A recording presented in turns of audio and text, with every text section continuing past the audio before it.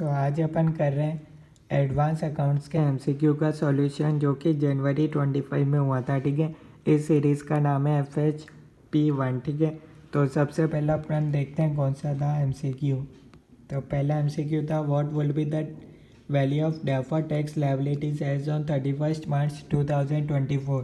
तो इसका था ऑप्शन नंबर बी ₹3,30,000। ठीक है, उसके बाद था क्वेश्चन नंबर सेकंड, उसमें लिखा था what will be the value of reversal of deferred tax assets as on 31 March 24। तो इसका आंसर था ऑप्शन नंबर सी 16,400।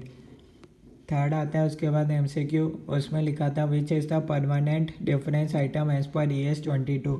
तो इसका था answer B option B donation. ठीक है, उसके बाद था क्वेश्चन नंबर 4, उसके अंदर लिखा हुआ था what will be the value of deferred tax assets as on 31 March 2024। ठीक है, तो इसका आंसर था ऑप्शन नंबर सी 1,23,600।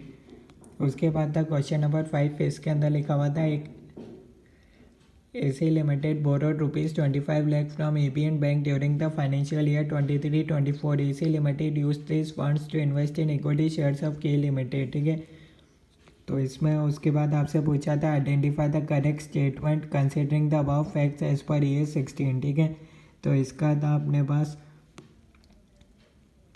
Option number C. ठीक है, not qualifying asset and rather it should be charge to P&L account. Detail में अगर आपको किसी क्वेश्चन में डाउट है तो आप कमेंट्स के अंदर लिख सकते हैं। ठीक है, उसके बाद था क्वेश्चन नंबर 6 कॉन्ट्रैक्ट। ठीक है, इसमें आपसे पूछा था what will be the profit और लॉस ऑन कॉन्ट्रैक्ट। तो इसका था अपने पास आंसर ऑप्शन ए था लॉस ऑन कॉन्ट्रैक्ट ₹5 लाख। ठीक है, कैसे निकालेंगे अगर आपको किसी पर्टिकुलर क्वेश्चन में डाउट है तो आप कमेंट्स के अंदर बता सकते हैं। ठीक है, क्वेश्चन नंबर 7 आता है उसके बाद what will be the value of cash flow from investing activities. तो इसका था ऑप्शन नंबर ए ₹54,300। उसके बाद था क्वेश्चन नंबर 8, उसमें लिखा था what will be the value of cash flow from financing activities. तो इसका था ऑप्शन नंबर डी 1,60,600। उसके बाद था क्वेश्चन नंबर 9, उसमें पूछा था which of the following would be considered as a cash flow item from an investing activities.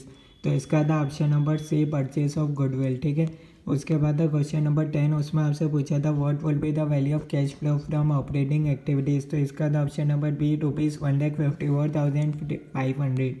उसके बाद था क्वेश्चन नंबर 11, इसका मैं आपको डायरेक्ट आंसर बता देता हूँ। इसका था option number A 3,50,000 long term borrowings and 1 lakh under short term borrowings. उसके बाद था क्वेश्चन नंबर 12, उसमें आपसे पूछा था what will be the amount of depreciation to be charge on machine for the year ended 31 March 22।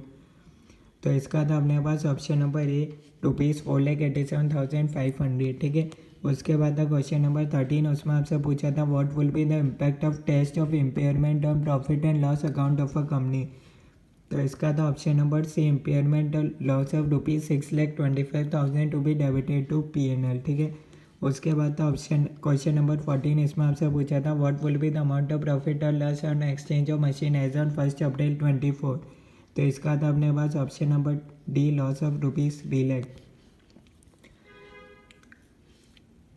उसके बाद था अपने पास क्वेश्चन नंबर 15, इसमें पूछा था what will be the carrying amount of a machine as on 31 March 21 after charging depreciation for the year. ठीक है, तो इसका अपने पास था ऑप्शन नंबर डी 29 लाख। ठीक है, तो ये अपने सारे सजेस्टेड आंसर्स जो करेक्ट आंसर्स थे वो मैंने आपको बता दी। किसी पर्टिकुलर क्वेश्चन में अगर आपको चाहते हैं वो मैं सॉल्व करूँ तो आप कमेंट्स में बता सकते हैं। Thank you.